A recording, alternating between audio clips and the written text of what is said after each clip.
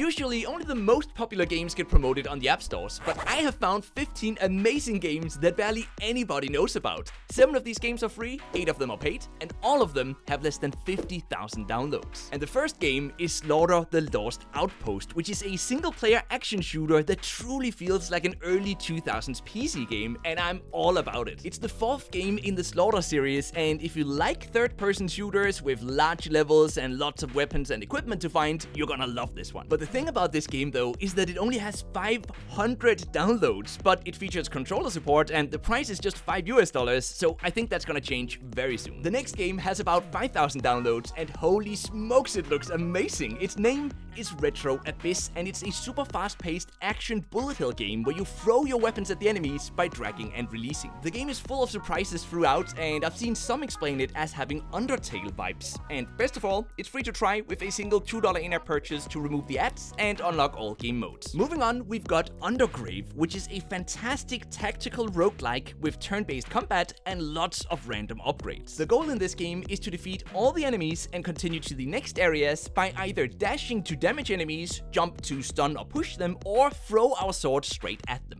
It only has about 100 downloads, but the PC version has scored a 9 out of 10 on Steam, so if you enjoy the genre, there is a great chance that you'll love this one. The full version of the game costs $7, but there is a free trial version on Android, and this is the only of today's games that is not out on iOS. Now, one of the games that truly surprised me as I was researching this video is Super Dash, and I don't usually even play Endless Runners anymore, but this one had me hooked. There's just something about the visual experience of playing this game and how the background changes to the beat of the music that feels great. Now, in terms of the actual gameplay, there are 8 increasingly faster vehicles to buy, quests that level us up, and daily online leaderboards to compete against other players. Will it eventually get boring if you play it for hours on end? Yes, it definitely will, but it has quickly become my go-to game for when I need to waste a few minutes and I don't have the time to jump into a larger game. It's a free game that monetizes via incentivized ads and a few in-app purchases to instantly get the fastest vehicles, but since being fast isn't really helpful in this game, it's easily enjoyed as a free player. Elderand is a great action platformer with RPG elements and a really badass art style, but surprisingly, it only has about 1,000 downloads so far. Along the way in this game, we upgrade our skills, our stats, and our weapons, and slay more than 60 different enemies and bosses. So if you've ever played games like Dead Cells or Grim Valor, I think you might like it, and especially if you have a Bluetooth controller to play it with. The price is $7 on mobile, by the way, which is $10 cheaper than the PC Steam version. Next up is a game for all the bullet hell fans though, called Bullet Hell Heroes, except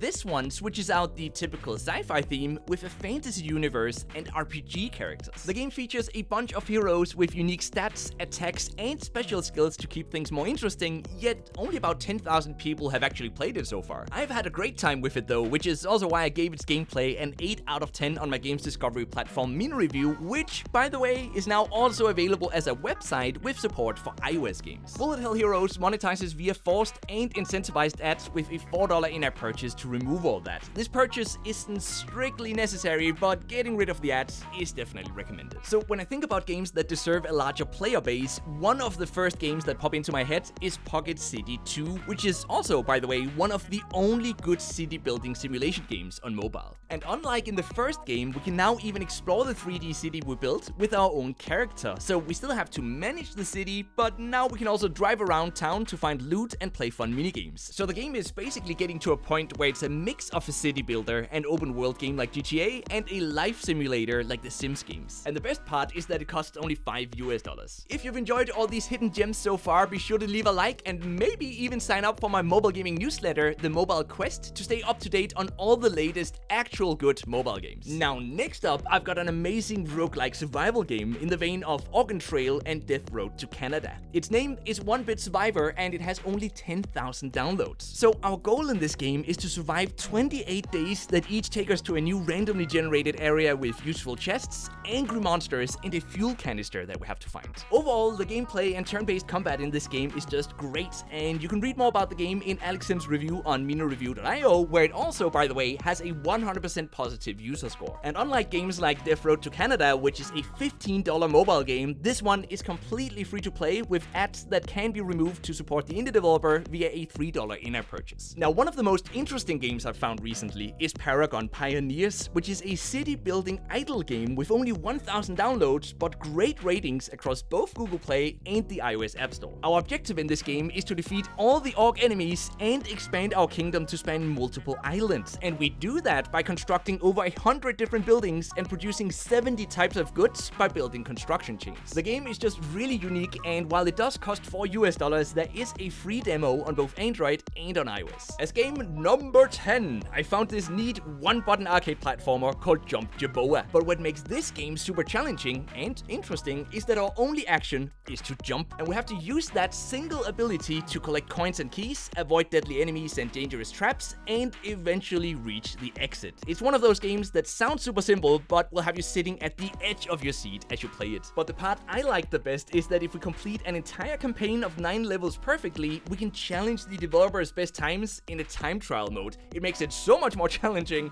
And just, don't throw your phone out the window when you play this game. It's just a good old fun game, and I think you'll enjoy it just as much as I have. It monetizes via ads in between levels that can be removed on iOS via a $2 in-app purchase. Next up is Hectic, which is a minimalistic but brutal bullet hell card game where time only moves when we move and all the enemy bullets are represented as cards. It's kinda strange, but the gameplay is as fun as it is unique, and most interestingly, we can choose to deliberately take a hit from an enemy to add that exact type of bullet to our own arsenal. And while we do lose a life or two doing this, it is the primary way to gain new weapons in this game. It is a bit of a hardcore game, but if you enjoy a good challenge, Hectic costs only $3.49 on Android and $3 on iOS, yet it only has about 10,000 downloads. Now, how cool would a shooter puzzle game with over 100 levels and tough bosses, but also a level editor so you can create your own levels sound? It sounds pretty cool, right? And that is exactly what Pico Hero is. It is a shooter action game, but the puzzle part comes from the fact that each level has a set of free missions to complete and lots of weapons to find and crates to destroy,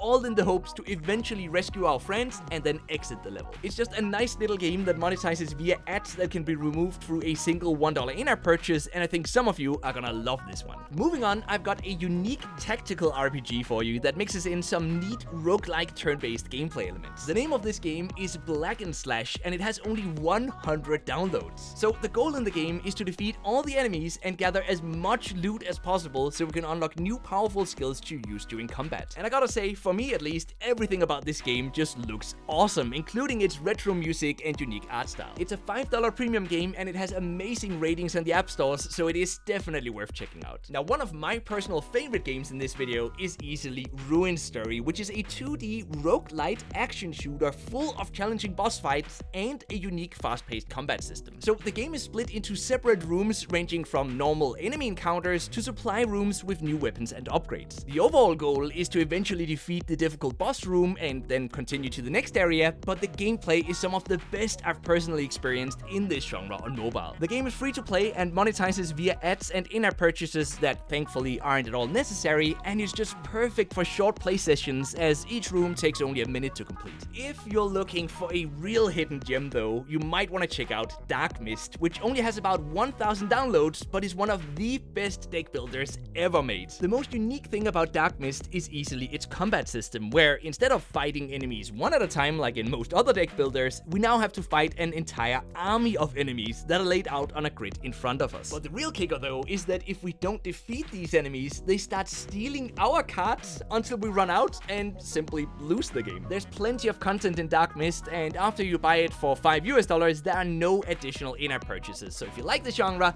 definitely check it out. These games are all great, but you are missing out on some of the best action roguelike games for mobile, so go check out this video next, and I'll see you there in a bit.